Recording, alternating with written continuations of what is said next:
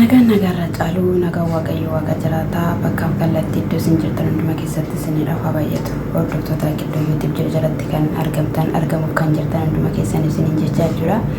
Guyyaa har'aa jechuudha viidiyoo ruutaan gadi gallakkistee ilaaleen jechuudha. Baay'ee tokko natti dhaga'ame dhugaa dubbachuudhaaf jechuudha. Baay'ee mana kan hin jedhamne waaqayyo jireenya boo'ichaa sinaa oolchu dhugaa. Jireenya boo'ichaa, jireenya waciinsaa, jireenya yeroo hunduma jigijigi waaqayyo sinaa oolchu siniin jechuun jaaladha. Egaa yeroo baay'ee jireenya isaanii keessaa kan galu dubartoota yookiin immoo dubartiidha jechuudha. Yeroo tokko beekumsaaf jennee guddinaaf jennee hojiin nuti hojjennu har'a nu miidha jechuudha. Maaliif kaleessa nama miidiyaa akka ta'e dhagaa'ee har'as sanumadha biraame. Garuu haa ta'uyyuu malee ijoollee wajjin hojjechaa ture faana.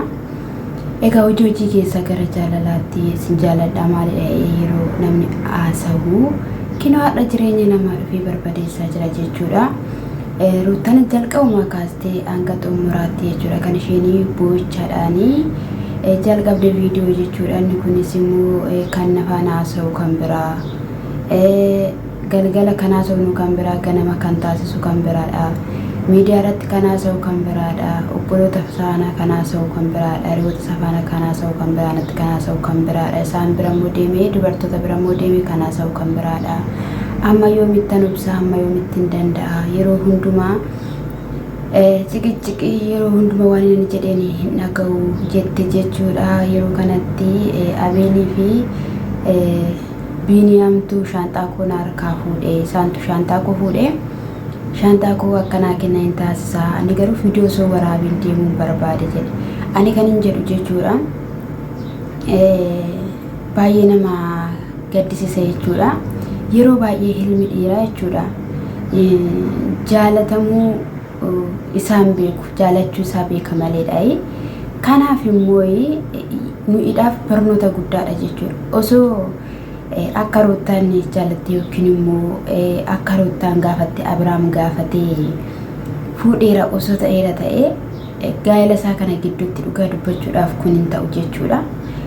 Maaliidhaaf kan inni shamarree yookiin immoo dubartoota gara isaa dhufte inni akka unqulaalitti shururuu jedhee inni isaan sossobuuf jechuudha. Yeroo darbis dubbadheera.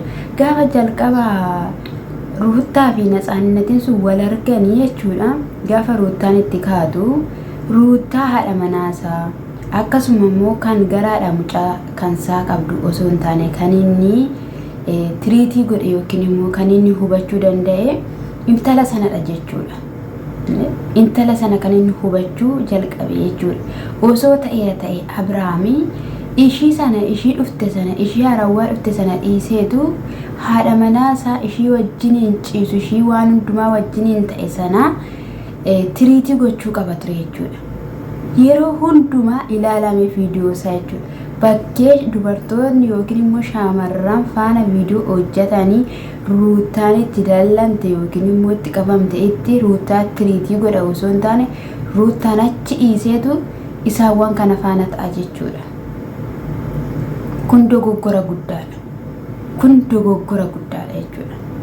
Akkasumas immoo isarratti dubbatame dhiifame isarratti hin dubbatamne kan hojjetu yoo ta'eera ta'e hanga yoomiitti waan tokkome jechuudha. Hanga dhiibda. Hanga dhiibdeetu sanaa booddee garuu hin dhiista wanta ulfaataa tokko jechuudha. Hin dandeessu taanaan hin dhiista jechuudha. Amma ishiin wanti maatii ishii sana faana see xumuramee walitti makeemsi taasifamillee jira natti fakkaatu. Gaa'ela isaanii gidduutti isaanillee raawwatanillee wanni haa ta'an malee jechuudha. Isaan egaa gaa'ela isaanii Dubaayitti akka raawwatanidha. Garuu maatiif maatii waan walitti makames natti fakkaatu. Garuu namatti dhaga'ama. Gaafa shaanxaa qabattee gara maatii ishiitii hidhattu. Rakkoo ishiin keessa jirtu waan ishiin keessa jirtu silaa hin beeku maatiin jechuudha. Akkasumas immoo maatiin kee miidhama kee jaalachuu dhiisuu malu, hir'uu kee jaalachuu dhiisuu malu. Isa akkattidhaan immoo keessattuu ofii keedhaaf dhiira tokkodhaan si jaaladheera jettee gaafate dhiiratti dhadheetta ta'eera ta'e maatiin dhugaan siin jedha iddoo siif hin qaban, lafa siif hin qaban. Ofii keetiif itti dhadhee siin jedhu yeroodhaaf waan ta'e yeroof si hubachuu danda'u. Sana booddee garuu si hubachuu hin danda'an. Indeeminii jedhuun jechuudha isaan indeeminii inni yookiin natsaan innati faana hin deemne ishii wajjin hin deemanii jette. Wajjin hin deemuu dhiisuu malaa hubadhu qoy daqiiqaa 10 jennaan balbala saaqudde jechuudha. Balbala akkan saaqamne jette jechuudha. Qolfii Abeelitti kenniteetu qabadhu. Hin deemin akkamitti hin deemtaa? Diinatu gidduu keessan galee, seexana gidduu keessan galee. Waa baay'een dabarsinee kaleessannaan ani waan baay'ee sin dhagayeera. Sin faala ta'eera. Sinis immoo filaagotii koo hubachuu qabdu. Yaada koo hubachuu qabdu. Eenyu dubartii ishii kamidha? Kan yeroo hunduma ciqicciki, kan yeroo hunduma rakkina akka ittiin baatu. Kan duriiti malee kan amma waan akkanaan dandeessu. Humna koo gararreedha. Boqochuun barbaada. Aara galfachuun barbaada. Gara maatii kootii deemanii. Siniifis nan bilbilaa. Yoo Waaqayyo immoo mucaa koo faana wal arguu dandeenya jettee jirte jechuudha. Mucaan sun jechuudha ergama wayii baattee dhufte dhugaa dubbachuuf. Ergama jabaa ta'e. Ergama hangana hin jedhamne baattee dhuftetti. Natsiin sun jechuudha. Duuba ishii waatu jira. Yeroo darbe wayii viidiyoo wayii hojjetameera. Kiyyaan jedhamu sun sagalee telegiraamidhaan kaa'amee eenyudha mucitti nama arfan hojjettu suni jechuudha. Sagalee isa dhageessisaa turte jechuudha. Inni dura nu gargaaraa ture Abrahaam jechuudha. Nu gargaaraa ture. Amma garuu nu gargaaraa hin jiru. Jireenyi immoo ulfaachaa ture. Minaamina jedheetu sagalee dubbate jechuudha. Kuniyyuu isaaniidhaaf ragaa ta'uu mala jettee mucayyoon sun yeroo baay'ee waa isaanii dubbatti kan ishiin hojjechaa turte jechuudha. Kanaaf iyyuu waatu dudduuba jira. Gargaarsa nurraa dhaabe kan jedhani waatu dudduuba jira jechuudha. Ka'i kan jedhaniin jabeessanii jechuudha.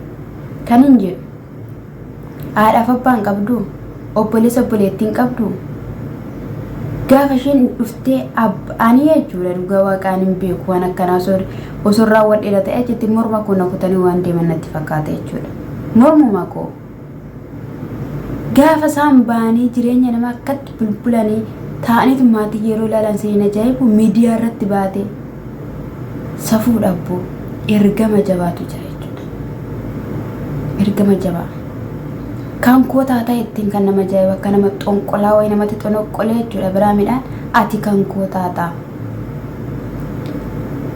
Abiraam immoo waadaa naa galee qaba. Ruuttaadhaanii hiikeen si fuudhanaan jedhee.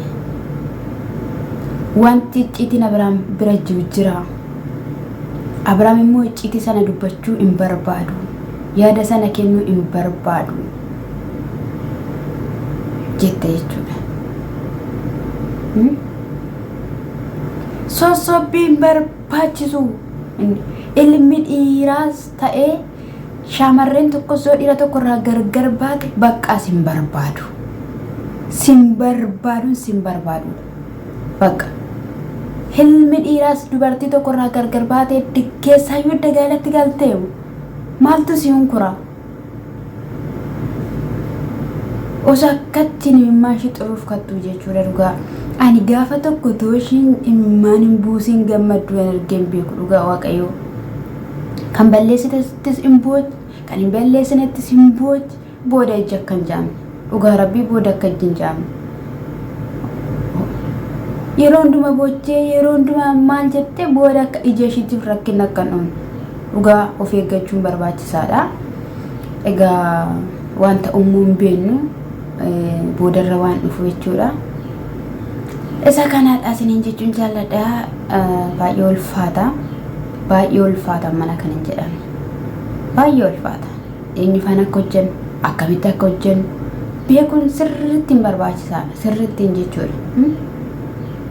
Isa kanaadha mee iddoo YouTube subscribe, like, share naa godhaa isiniin jechuun jaalladha.